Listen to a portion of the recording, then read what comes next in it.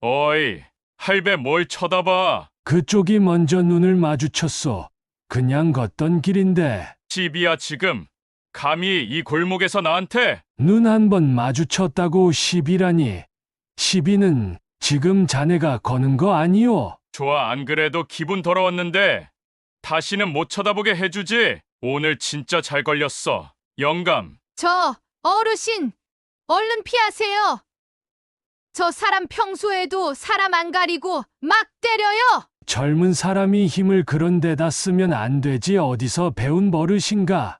안녕하세요. 인생 사연 이야기입니다. 오늘은 눈 마주쳤다고 시비 거는 조폭을 제압한 전직 북파공작원 할아버지의 사연입니다. 앞선 상황에 이어질 이야기는 어떻게 전개될까요? 여러 가지 인생 이야기를 라디오처럼 듣고 싶으시다면 구독과 좋아요를 눌러주세요. 이 이야기를 시작하겠습니다. 조용한 오후였다. 서울 변두리. 오래된 주택가를 가로지르는 좁고 한산한 골목길. 바람 한 점 없이 고요한 시간 속 햇빛에 지친 골목의 벽돌들은 뿜어내는 열기에 숨을 헐떡이는 듯했다.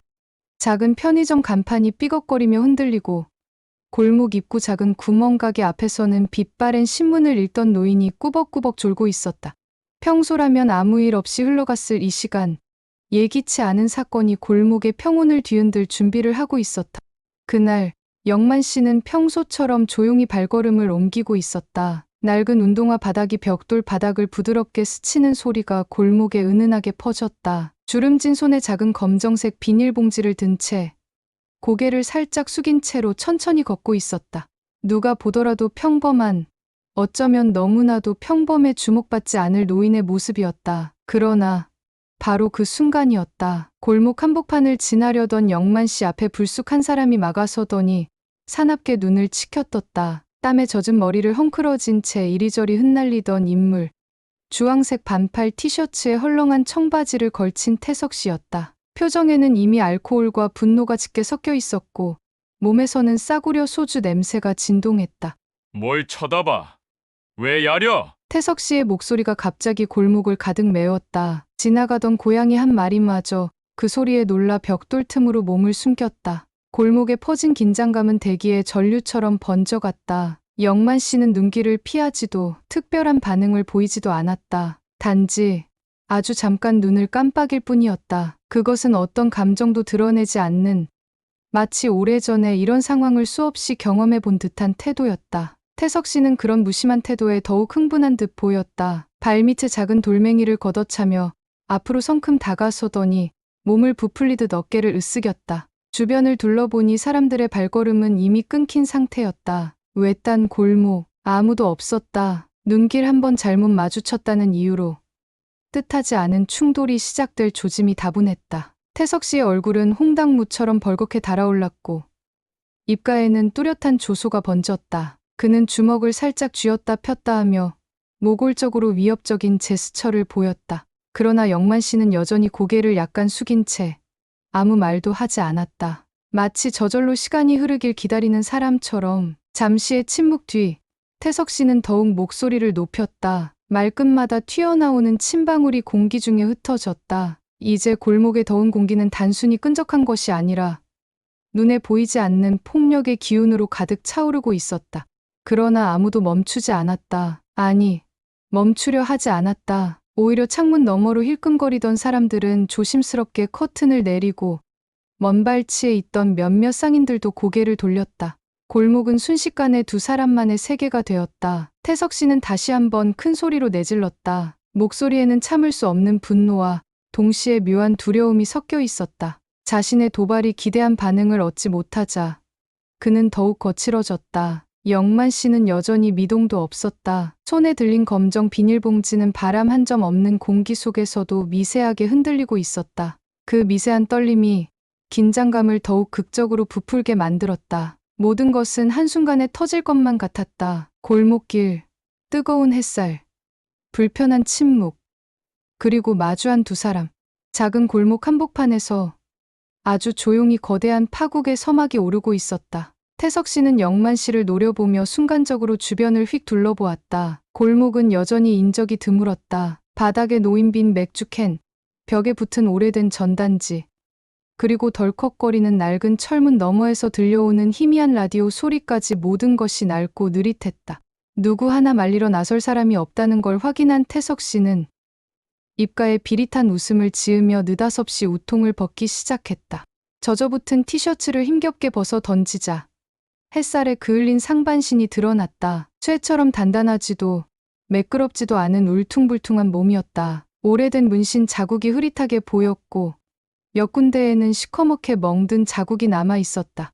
태석 씨는 자신의 몸을 과시하듯 일부러 가슴을 쭉 내밀며 어깨를 부풀렸다. 마치 이 낡은 골목 전체를 장악하려는 듯한 기세였다. 허공을 향해 몇 번 팔을 휘두르며 과장된 동작을 이어갔다. 길모퉁이에 세워진 자전거가 삐걱거리며 넘어졌지만 태석 씨는 신경도 쓰지 않았다. 오히려 한층 더 위협적인 태도를 취하며 영만 씨 쪽으로 성큼성큼 다가섰다. 구겨진 청바지 주머니에 손을 찔러 넣었다 빼며 몸 전체로 공격적인 에너지를 뿜어냈다. 바로 그때였다. 골목길 한쪽에서 장바구니를 들고 지나가던 순자 씨가 이 광경을 목격했다. 키가 작고 곱게 묶은 은빛 머리카락을 가진 순자 씨는 평소 조용하고 내성적인 성격이었기에 이런 험악한 상황을 보는 것만으로도 가슴이 얼어붙는 듯했다. 발걸음을 멈춘 순자 씨는 잠시 어떻게 해야 할지 망설였다. 태석 씨는 영만 씨에게 소리치며 위협을 이어갔다. 순자 씨의 시야에는 우통을 벗고 팔을 휘두르며 거칠게 외치는 태석 씨의 모습이 생생하게 들어왔다. 그것은 단순한 말다툼이 아니라 누가 봐도 심각한 위협이었다. 주변에는 별다른 구조 요청을 할 수 있는 이도, 적극적으로 나설 이도 보이지 않았다. 순간 순자 씨의 손끝이 떨리기 시작했다. 망설임은 오래가지 않았다. 순자 씨는 얼른 가방을 뒤적여 휴대전화를 꺼냈다. 손에 힘이 풀려 전화기를 떨어뜨릴 뻔했지만 이를 악물고 가까스로 다이얼을 눌렀다. 심장이 터질 듯 뛰는 가운데 순자 씨는 짧게 숨을 고른 뒤 떨리는 목소리로 신고했다. 여기 골목길이에요. 어떤 사람이 할아버지를 위협하고 있어요. 얼른 와주세요. 숨이 끊어질 것 같은 짧은 외침이 이어졌다. 경찰 쪽에서는 상황을 묻는 말이 이어졌지만 순자 씨는 최대한 짧고 정확하게 다급하게 설명을 이었다. 여전히 태석 씨는 영만 씨를 향해 온몸으로 공격할 듯 느르렁거리고 있었다. 순자 씨는 몸을 최대한 벽 쪽에 붙이며 눈에 띄지 않도록 조심스레 거리를 두었다. 전화기가 손 안에서 미세하게 떨렸다. 태석 씨가 주변을 둘러볼 때마다 혹시 자신을 발견하지 않을까 두려워 몸을 움츠렸다. 골목 전체가 긴장의 끈을 단단히 조여놓은 듯 숨죽인 시간 속에 빠져들었다. 햇살은 여전히 따가웠고 골목길 위에 떨어진 쓰레기들이 열기에 녹아내리듯 퍼져 있었다. 순자 씨는 마음속으로 간절히 바랐다. 제발 빨리 경찰이 도착해주기를. 영만 씨는 그 모든 상황을 묵묵히 바라보고 있었다. 여전히 고개를 살짝 숙인 채 마치 어쩔 수 없이 이 모든 흐름을 받아들이는 사람처럼. 하지만 태석 씨는 멈추지 않았다. 오히려 점점 더 위협의 강도를 높이며 몸을 부풀리고 길바닥을 발로 차며 위세를 떨쳤다. 한 손으로는 공중을 휘젓고 다른 손은 주먹을 불끈 쥐었다가 푸는 동작을 반복했다. 그 모든 행동은 하나의 분명한 목적을 향하고 있었다. 굴복시키기, 저항하지 못하게 만들기, 스스로 이 골목의 지배자가 되려는 욕망이 눈빛에 깃들어 있었다. 순자 씨는 전화기를 꽉 움켜쥔 손을 더욱 힘주어 쥐었다. 뺨을 타고 땀방울이 흘러내렸지만 닦을 겨를도 없었다. 마음속에서는 온갖 공포와 걱정이 휘몰아쳤다. 혹시라도 상황이 더 악화되면, 혹시라도 두 사람 중 누군가가 다치게 되면 어쩌나 하는 불안이 발끝까지 전해졌다. 긴박한 순간이 길게 늘어졌다. 시간이 멈춘 듯한 골목. 그리고 여전히 맞서는 두 사람. 숨소리조차 조심스러운 긴장감 속에서 작은 변화 하나만으로도 폭발할 것 같은 위태로운 공기가 가득했다. 태석 씨는 숨을 거칠게 몰아쉬며 위협적인 동작을 멈추지 않았다. 우통을 벗어 던진 채 불끈 쥔 주먹을 공중에 휘두르며 계속해서 영만 씨를 자극했다. 영만 씨 앞에선 강한 체구를 과시하는 듯 몸을 부풀렸지만 사실 그 안에는 자신도 모르게 스멀스멀 피어오르는 불안이 있었다. 그 불안은 무시하려 할수록 더욱 커져만 갔다. 영만 씨는 여전히 꼼짝도 하지 않았다. 마치 모든 소란을 먼 나라 이야기처럼 바라보는 사람처럼. 눈빛도 자세도 변하지 않았다. 태석 씨가 아무리 도발을 해도 짓궂은 웃음과 위협을 섞어도 그 반응 없는 태도는 오히려 태석 씨의 신경을 더욱 거칠게 긁어댔다. 시간이 길어질수록 골목에 깔린 공기는 더 무겁게 가라앉았다. 어딘가에 숨어서 경찰을 부른 순자 씨도 숨을 죽인 채 상황을 지켜보았다. 어디선가 고양이 울음소리가 울려 퍼졌지만 이 팽팽한 긴장감을 깰 수는 없었다. 햇빛에 달궈진 콘크리트 냄새, 철썩거리는 먼지, 땀에 절은 인간의 채취가 얽히며 골목 전체를 숨막히게 채워갔다. 그리고 마침내 변화가 시작됐다. 영만 씨가 천천히 고개를 들었다. 주름진 얼굴에 걸린 그늘이 걷히며 눈동자가 또렷이 드러났다. 마치 오랫동안 잠들어 있던 무언가가 깨어나는 듯한 느낌이었다. 짙은 주름 사이로 스며든 세월의 무게가 그 순간 모두 사라지고 한층 또렷하고 선명한 표정이 자리 잡았다. 태석 씨는 영만 씨의 변화에 잠시 움찔했다. 하지만 이미 몸은 흥분으로 달아올라 있었기에 물러설 수 없었다. 그는 오히려 한 발 더 다가갔다. 주먹을 한번 쥐었다 펴며 기세를 올렸다. 뭘 봐.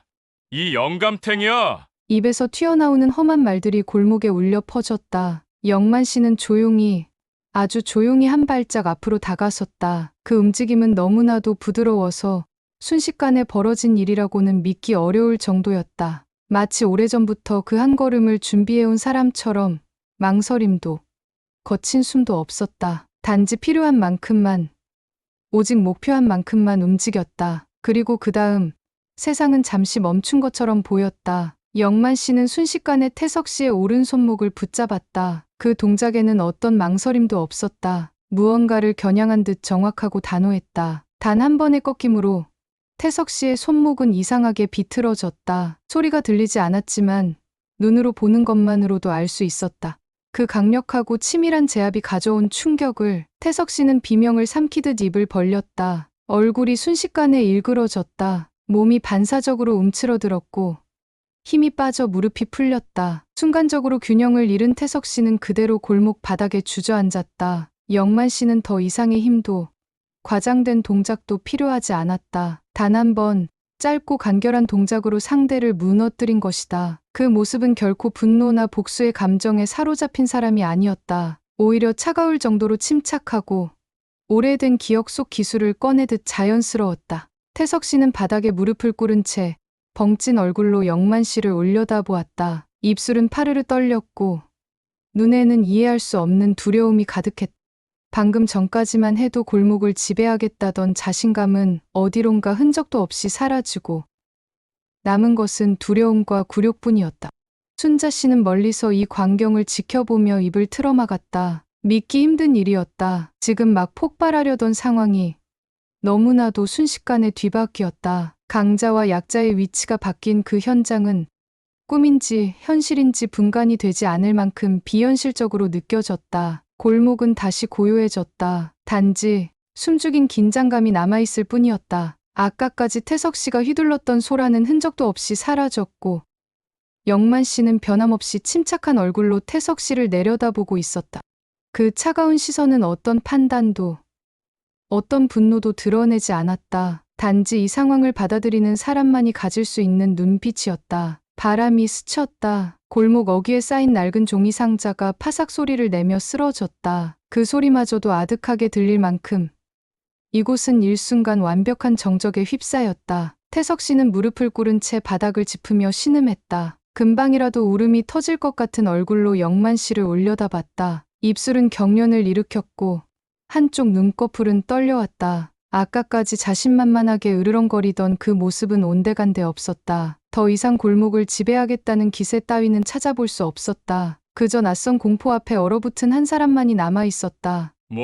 뭐야, 이 영감이. 태석 씨는 쉰 목소리로 떨며 중얼거렸다. 당황과 공포가 뒤엉켜 가늘게 떨리는 음성에는 자존심이 구겨지는 아픔이 고스란히 배어 있었다. 손목을 움켜쥔 채 몸을 웅크린 그는 도저히 지금 상황을 이해할 수 없는 듯 멍한 눈으로 영만 씨를 바라봤다.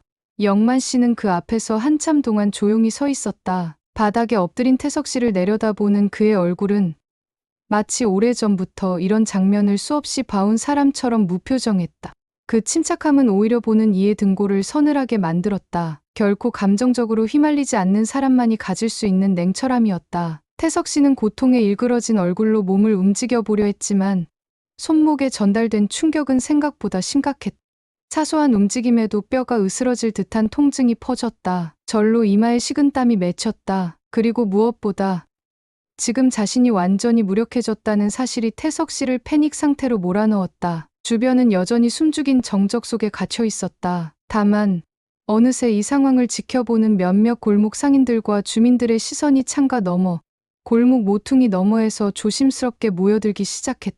누구도 소리내어 말하지 않았지만 분위기는 명확했다. 방금 전까지의 공포가 순식간에 역전된 것을 모두가 똑똑히 목격하고 있었다. 태석 씨는 영만 씨에게서 눈을 떼지 못했다. 눈빛 속에는 두려움과 동시에 굴욕감이 교차했다. 평소라면 작은 충돌에도 주먹부터 휘두르며 상대를 제압하던 자신이었다. 그런데 이 노인 앞에서는 모든 것이 무너져 버렸다. 이유를 알 수 없는 공포가 심장 깊은 곳에서부터 퍼져나갔다. 영만 씨는 조금도 흔들리지 않는 태도로 조용히 입을 열었다. 난 특수훈련을 받고 북한에 갔다가 다시 돌아온 사람이지. 너 따위가 하는 조폭질은 장난에 불과해. 목소리는 낮고 단단했다. 군더더기 없이 한 단어 한 단어가 마치 돌처럼 묵직하게 박혔다. 특별한 억양도 과장된 감정도 없었지만 그 담담한 말 한마디가 태석 씨의 마음을 산산조각 냈다. 듣고도 믿을 수 없는 사실. 그러나 눈앞의 현실은 그 말을 뒷받침하고 있었다. 특수훈련을 받고 북으로 보냈다, 돌아왔다. 그 짧은 문장은 수많은 의미를 담고 있었다. 평범한 싸움꾼이 아니라 진짜 훈련된 사람, 온갖 실전을 경험하고 인간이 견딜 수 있는 고통의 끝을 넘나들었던 사람.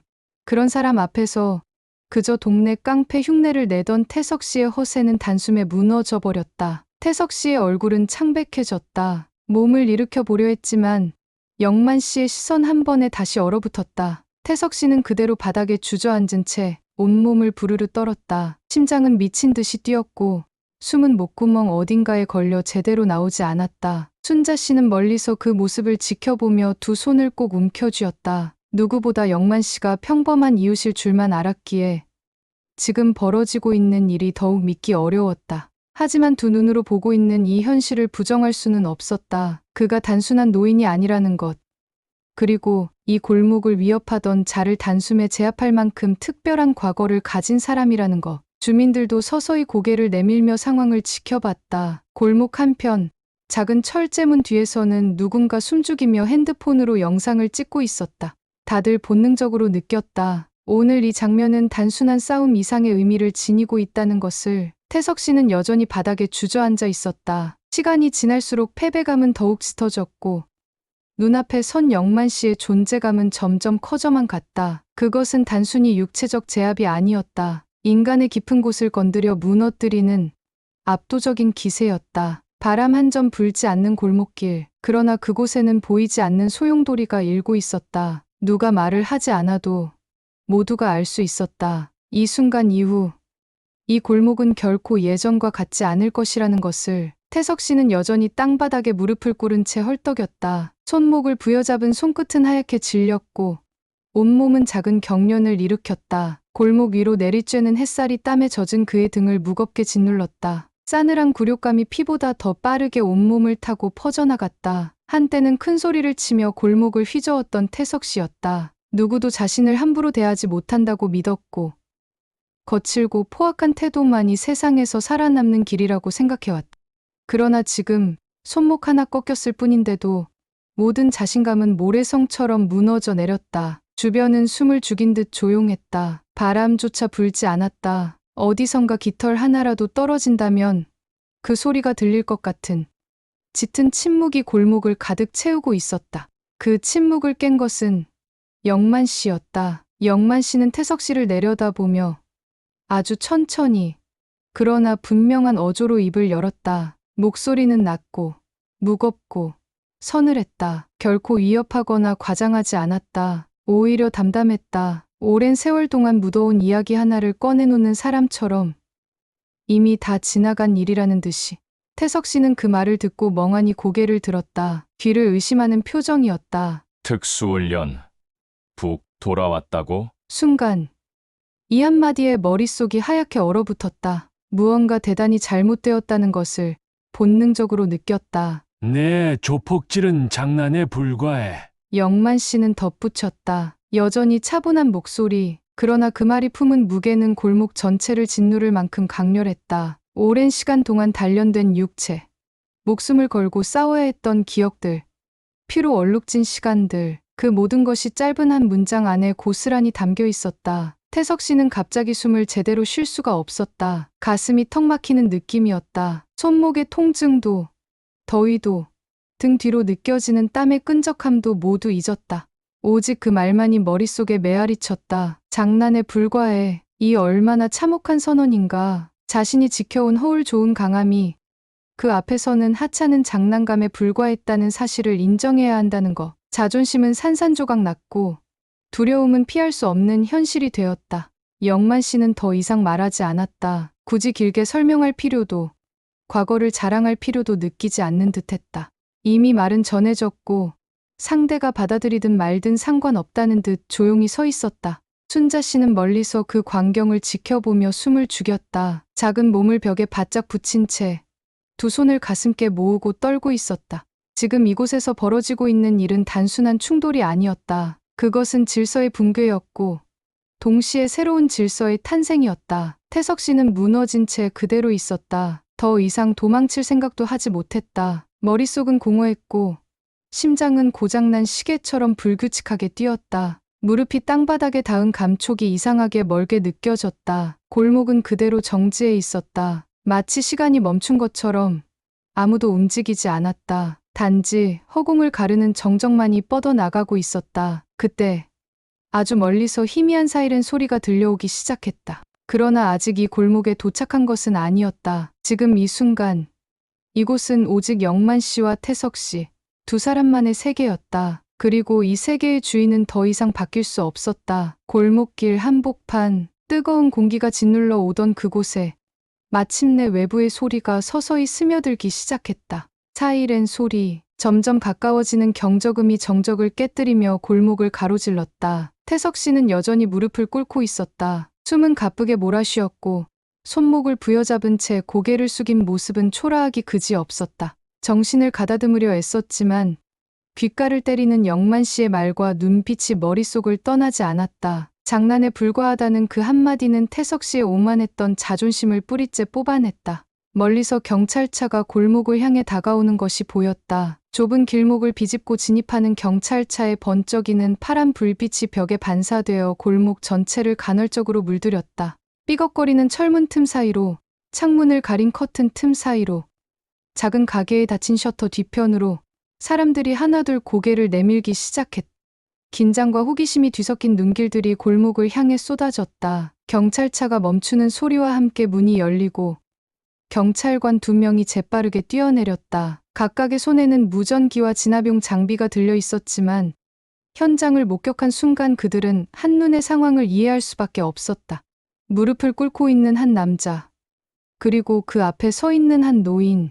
더 이상의 설명은 필요하지 않았다. 상황 확인했습니다. 제압 완료 상태입니다. 한 경찰관이 무전기를 들고 짧게 보고했다. 목소리에는 약간의 놀라움이 섞여 있었다. 그들이 도착하기 전 이미 모든 일이 끝나 있었다는 사실은 흔치 않은 일이었다. 태석 씨는 경찰관들의 접근에 별다른 저항도 보이지 않았다. 손목을 부여잡은 채 미약하게 고개만 들었을 뿐 여전히 온몸은 굳어 있었다. 마치 무력한 죄수처럼 모든 기세와 오만은 흔적도 없이 사라져 있었다. 경찰들은 절차에 따라 태석 씨를 일으켜 세웠다. 한쪽 팔을 조심스럽게 잡아 일으키는 동안 태석 씨는 비틀거리는 몸을 간신히 지탱했다. 얼굴은 창백했고 눈동자는 망가진 자존심과 공포로 텅 비어 있었다. 주변의 주민들은 숨죽이며 지켜보았다. 그동안 골목을 어지럽히던 인물, 누구도 대놓고 맞설 수 없던 존재가 이렇게 무너져 내리는 광경을 목격한 것이다. 숨을 참으며 창문 틈새로, 가게 문짝 너머로, 골목 구석구석에서 사람들이 모습을 드러냈다. 순자 씨는 손에 쥐고 있던 휴대전화를 내려놓으며 조심스레 한 발짝 앞으로 나섰다. 그동안 가슴 깊숙이 쌓여있던 불안과 두려움이 태석 씨가 제압되는 순간 깨져버린 듯했다. 순자 씨는 한동안 말없이 골목을 바라보다 어느새 두 손을 가볍게 마주쳤다. 그 시작은 아주 작고 조심스러웠다. 그러나 곧이어 다른 이들도 하나둘씩 박수를 보내기 시작했다.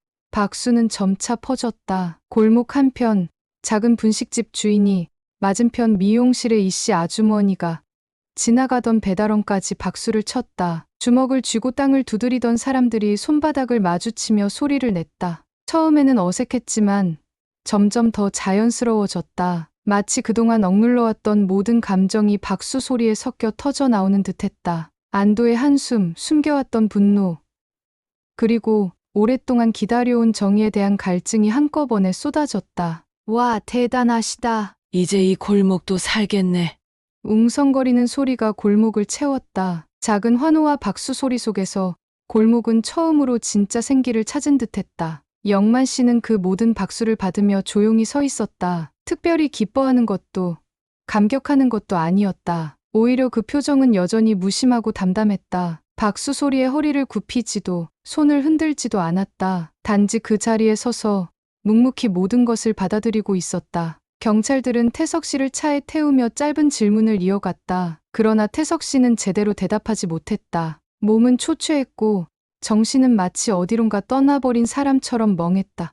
경찰차의 문이 닫히는 소리와 함께 태석 씨의 존재는 골목에서 지워졌다. 골목길에는 여전히 박수 소리가 남아있었다. 햇살에 반짝이는 먼지 입자들이 박수 소리 사이로 흩날렸다. 사람들은 서로 눈을 마주치며 안도하고 고개를 끄덕였다. 오늘 이 골목은 분명히 변했다. 누구나 알 수 있었다. 이 골목을 더럽히던 어둠은 사라졌고 대신 다시 평화가 찾아왔다. 그리고 그 한가운데 조용히 서 있는 영만 씨가 있었다. 경찰차가 골목을 빠져나간 뒤에도 골목 안에는 여운처럼 박수 소리가 잔잔히 퍼져 있었다. 그러나 이내 모든 소리가 가라앉았다. 한때 웅성거리던 주민들도 조금씩 제자리를 찾았고 가게들은 다시 셔터를 올리거나 문을 열기 시작했다.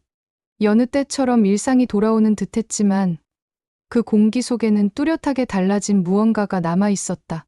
영만 씨는 홀로 골목 한가운데에 서 있었다. 햇빛은 더욱 뜨겁게 내려쬐었지만 그의 그림자는 더욱 선명했다. 마치 누군가 골목에 새겨놓은 깊은 자국처럼 천천히, 매우 느릿하게 숨을 내쉬었다. 허탈하거나 힘들어서가 아니었다. 오히려 오래도록 품어온 짐을 내려놓은 사람처럼 묵직한 숨을 고르며 자신의 존재를 되새기고 있었다. 얼굴에는 여전히 감정이 크게 드러나지 않았다. 그러나 눈빛은, 그 속에 담긴 이야기는 결코 무덤덤하지 않았다. 오늘 이 자리에서 벌어진 일은 단순한 승부가 아니었다. 잊고 싶었던 과거를 다시 끌어올리는 일이었고 묻어두었던 본능을 꺼내오는 일이었다. 오랜 세월 동안 억누르고 스스로를 평범한 노인의 모습에 가두어온 삶의 껍질이 오늘 단 한순간에 산산조각 나버린 것이다. 그러나 모든 것을 드러낸 대가는 결코 가볍지 않았다. 골목 사람들의 박수,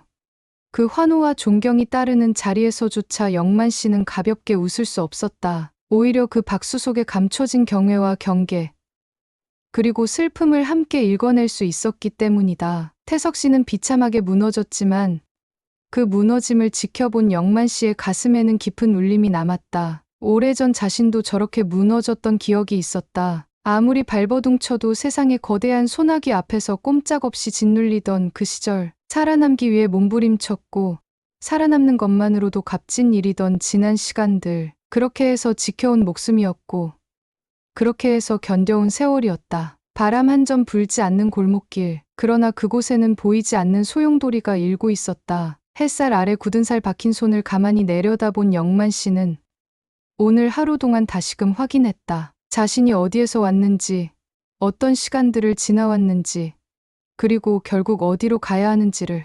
이제는 싸울 일이 없기를, 더 이상 과거를 꺼낼 일이 없기를, 조용히 살아가는 것, 그저 하루를 무사히 보내는 것, 그것이 진정한 승리라는 걸 영만 씨는 누구보다 깊이 알고 있었다. 순자 씨가 조심스럽게 다가왔다. 그녀는 두 손을 모아 가슴 앞에 대고 깊숙이 고개를 숙였다. 감사의 마음을 담은 인사였고 동시에 존경과 경외가 섞인 복잡한 감정이었다. 그러나 영만 씨는 별다른 반응 없이 가만히 고개를 끄덕였을 뿐이다. 말 대신 모든 것을 받아들이는 눈빛으로 답했다. 골목은 다시 조용해졌다. 가게 안에서는 라디오 소리가 흐르고 작은 개가 길모퉁이를 돌아다녔다.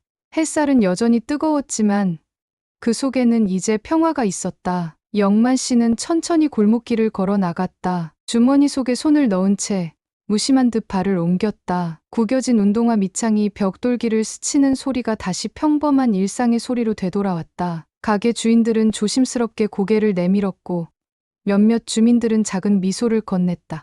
그 모든 것들이 조금은 서툴렀지만 분명 진심이었다. 영만 씨는 아무 말 없이 걸었다. 이 골목, 이 삶, 이 평범한 하루가 다시 이어지기를 바라면서 그리고 자신에게 속삭였다. 평범한 하루를 지키는 것도 살아남는 것만큼이나 어렵지. 마침내 골목 끝에 다다랐을 때 영만 씨는 고개를 들어 파란 하늘을 바라보았다. 구름 한 점 없이 맑은 하늘 아래 그 얼굴에는 짧은 미소가 스쳤다. 오늘은 이겼다. 그리고 또 살아냈다.